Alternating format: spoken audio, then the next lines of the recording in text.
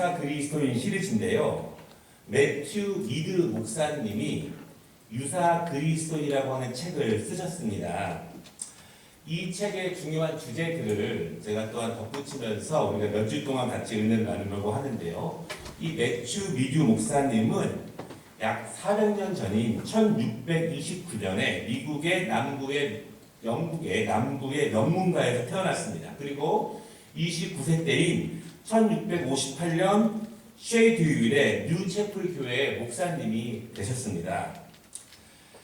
리드 목사님은 많은 회중들을 열광하던 설교자였고요. 또한 복음의 열정과 영혼에 대한 사랑이 뜨거운 목사님이었습니다. 우리가 400년이나 지난 책이지만 이 책의 주제들이 중요한 이유가 있는데요. 먼저는 예나 지금이나 그리스도인들은 예수님의 생명과 능력으로 살아가야 되는 존재이라는 것과 그 생명과 능력이 안으로는 경건으로 나타나고 밖으로는 성령의 열매로 나타나야 한다는 것은 400년 전이나 지금이나 동일합니다. 또한 우리 한국교회를 바라볼 때 진정한 그리스도인들, 능력 있는 생명 있는 그리스도인들이 점차 줄어들고 선데이 크리스천으로서 주일날 오전에 한번 왔다 가는 그리스도인들이 많은 이 시대에 성경에서 말하고 있는 진정한 그리스도인이 누구인가? 혹시 유사한 그리스도인이 아닌가? 거의 그리스도인이 아닌가? 성경에서 말하고 있는 진짜 그리스도인의 모습은 무엇이고 그리고 나와 그리고 유사 그리스도인들은 어떤 차이가 있는가를 한번 말씀을 통해서 같이 나누려고 합니다. 이 책에 부제가 있는데요. 그것이 내가 나를 어찌 주라 부르느냐 이런 것입니다. 왜 나를 자꾸 주라고 하느냐 이런 것입니다. 두 가지로 말씀을 나누겠는데 첫 번째로는요.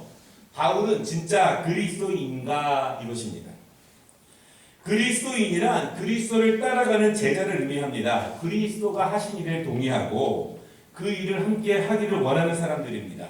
그리스도께서 걸어가신 일을 함께 걷기를 결심하고 그렇게 사는 사람들이 그리스도인입니다. 그런데 중요한 것은요. 그리스도인이라고 말할 때에는 기본적으로 그리스도인을 인정하는 것입니다.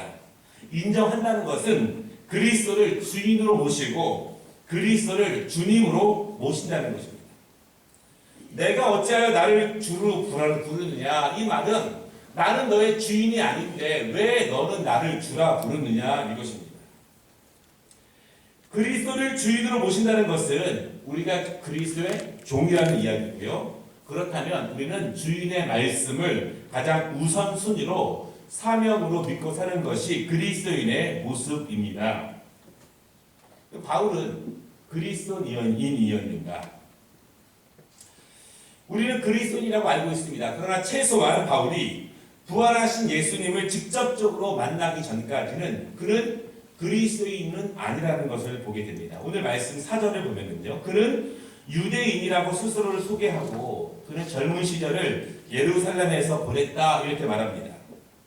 5절 말씀에 보면은 그는 유대인들 중에서도 유명한 사람입니다. 그리고 이스라엘의 신앙의 종파 가운데에서 가장 보수적이고 가장 엄한 바리사파에 속한 사람이라고 스스로를 말합니다. 6절 말씀에 보면은요, 그는 하나님께서 이스라엘에게 주신 약속을 소망하는 사람이다 그렇게 말합니다. 여기까지 보면 그는 표면적으로는 완벽한 그리스도인의 모습을 보이고 있습니다. 바리새인들은요, 하나님의 말씀에 능한 사람입니다. 지적으로 정말 박식한데 아는 것으로만 끝나지 않고 알고 있는 것을 말씀을 최대한 삶으로 지켜나가는 사람들이 바리새인입니다. 그래서 바리새인들은 일반적으로 유대인들의 존경을 받습니다. 왜냐하면 하나님 말씀을 잘 알고 더불어 잘 지키는 사람들이기 때문에 많은 일반적인 유대인들은 바리새인들에게 신앙의 지도를 받습니다.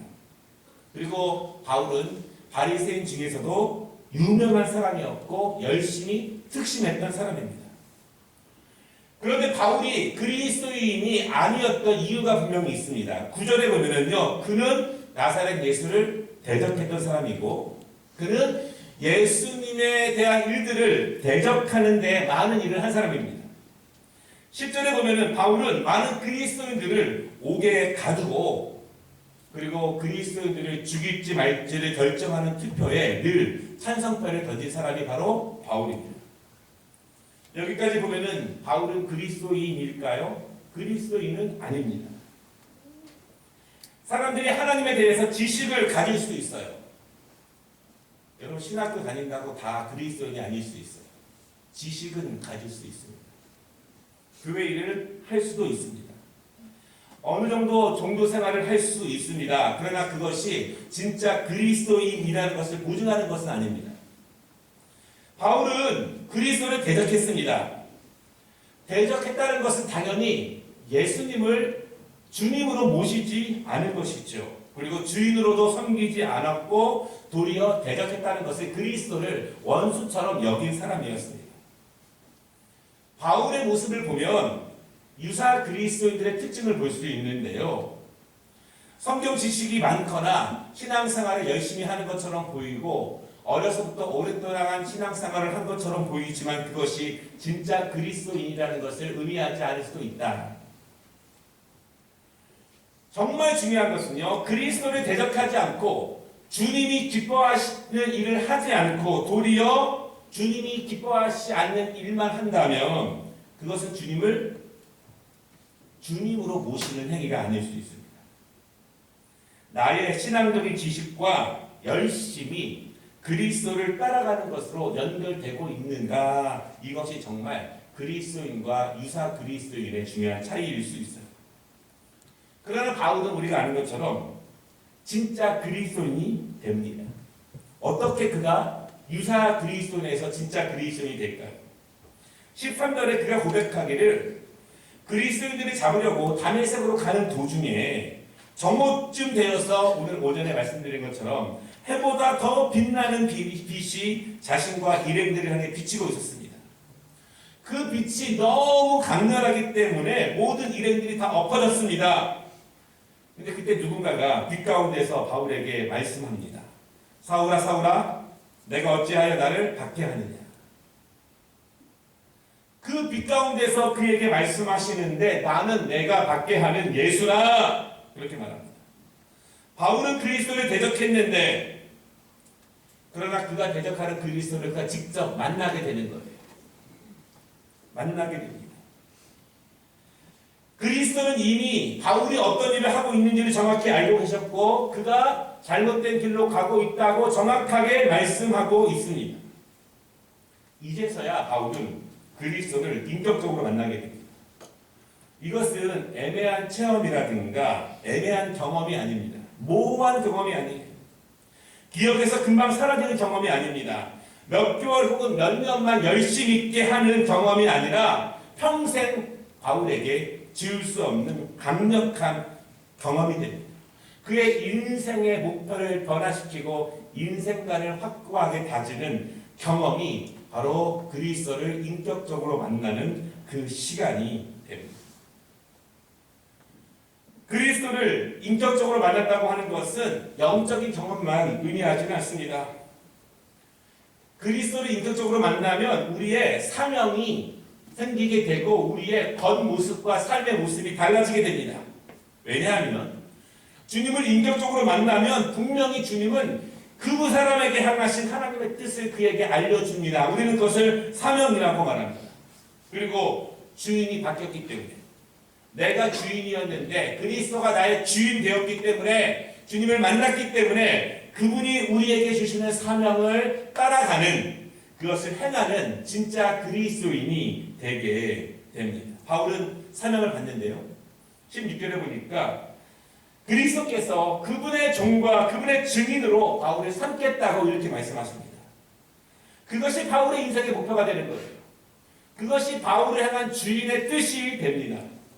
바울이 진짜 그리스도인으로서 그 길을 걸어가는 것은 주인이 그에게 맡긴 그 사명을 감당해 나아가는 것이 바로 바울의 뜻이 됩니다. 여러분 사명은 우리가 정하는 것이 아닙니다. 내가 내 시간표와 내 상황에 맞게 내가 할 수 있는 범위에서 사명은 내가 정하는 것이 아닙니다. 내가 정하면 금방 실패합니다.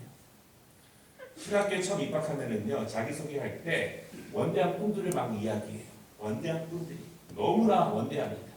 그 꿈대로 이루어지면은 하나님의 나라가 벌써 10번은 이루어졌을 거예요. 내가 꾸는 꿈이 중요한 것이 아니라 하나님이 우리에게 주시는 하나님의 뜻을 미루는 것이 중요합니다. 개인적으로 우리 교회적으로도 하나님께서 우리 교회를 통해서 어떤 영광을 받으시고 하나님께서 우리 교회를 통해서 이 땅 가운데 이 지역 가운데 어떤 일을 하실지 하나님의 뜻을 우리가 받는 것이 중요합니다. 그렇다면 우리가 힘들고 어렵지만 상황이 잘 안 되지만 우리를 그 영광의 통로로 사용하시기 위해서 우리 교회를 사용하시는 것이라면 주인 대신 그분의 뜻을 맞게 따라가는 것이 그리스도인이 되는 우리의 모습이라고 여러분 믿으시기를 바랍니다. 오늘 본문에 보면은요, 유사 그리스도인들의 특징이 나와요. 성경 지식은 있고 종교 생활은 할 수 있지만 그리스도를 인격적으로 개인적으로 만나지 못합니다. 만나지 못한 것입니다. 그리스도를 인격적으로 만나지 못했기 때문에 무엇을 위해 살아야 할지, 무엇을 바라보며 살아야 될지에 대해서 분명한 개인적인 사명이 없어요. 막연한 사명이에요. 여러분 혹시라도 하나님이 나를 통해서 어떻게 사용하시기를 원하시는지 모호하다면, 막연하다면 그거 붙잡고 정말 간절히 기도하시기를 바랍니다. 간절히 기도하시면 하나님이 분명히 알려주십니다. 너를 통해서 내가 어떤 위대한 일을 꿈꾸고 너를 통해서 어떤 하나님의 나라를 이루어 가실지에 대해서 하나님이 말씀해 주십니다. 그러므로 그리스도인이 된다고 하는 것은 주인 대신 그리스도가 각각 개인에게 교회에게 주신 사명을 감당하는 것이 그리스도인의 모습이다. 오늘 두 번째 읽지 않았지만 18절 이후에 있는 말씀들이 있는데요. 거의 그리스도인이 될 뻔했던 사람들의 모습이 나옵니다. 오늘 1절 말씀을 보면요. 바울이 잡히게 됩니다. 바울이 아그리파 왕 앞에서 스스로를 변호하는 그런 장면으로 시작됩니다. 바울이요, 자기에게 실제로 있었던 일에 대해서 왕 앞에서 진술하고 있는 거예요. 그런데 오늘 24절에 보면은요, 바울의 진술이 마친 후에 총독 베스도는 바울을 크게 질책합니다. 뭐라고 말하냐면 바울이 그리스도라는 신은 거짓 선생에게 미친 것이다, 그렇게 이야기를 합니다. 그런데 그 재판을 진행하고 있는 아그리파 왕은 조금 달라요. 26절에 보면은 바울이 이 아그리파 왕에게 이렇게 말합니다. 당신 왕이시여, 당신은 그리스도의 일에 대해서 알고 있습니다. 27절에 보면은 아그리파 왕이 선지자들이 쓴 구약 성경에 대해서 믿고 있는 것으로 바울이 그렇게 진술하고 있습니다.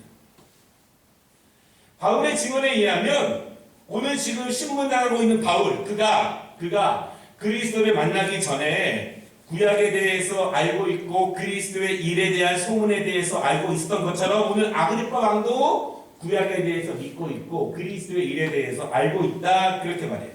이 모습은 아그리파 왕이나 바울이나 유사 그리스도인의 모습으로는 굉장히 비슷한 면이 있습니다. 그리고 그때 28절에 아그리파 왕이 이렇게 말합니다. 내가 적은 말로 나를 권하여 그리스도인이 되게 하려 하는도다.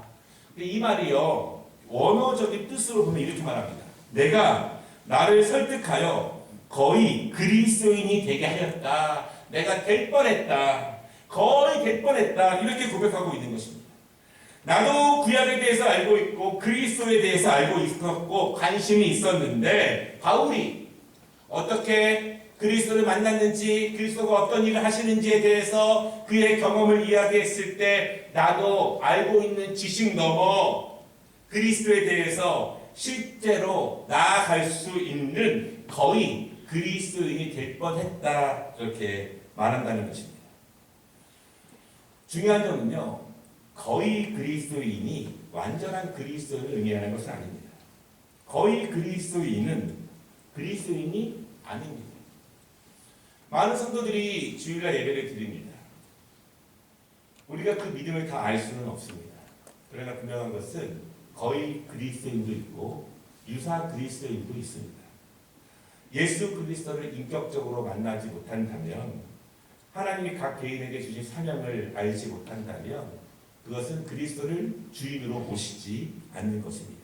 특별히 우리 학생들과 자녀들, 청년들이 형식적인 신앙생활과 지식적인 신앙생활이 아니라 그리스도를 인격적으로 만나는 그러한 신앙적인 은혜를 누릴 수 있도록 여러분 기도해 주시고 꼭 격려해 주시기를 부탁드립니다. 거의 그리스도인들은요, 성경에도 많은데요, 한 청년이 예수님께 나와서 영생에 대해서 묻습니다. 영원한 삶에 대해서 관심이 있어요.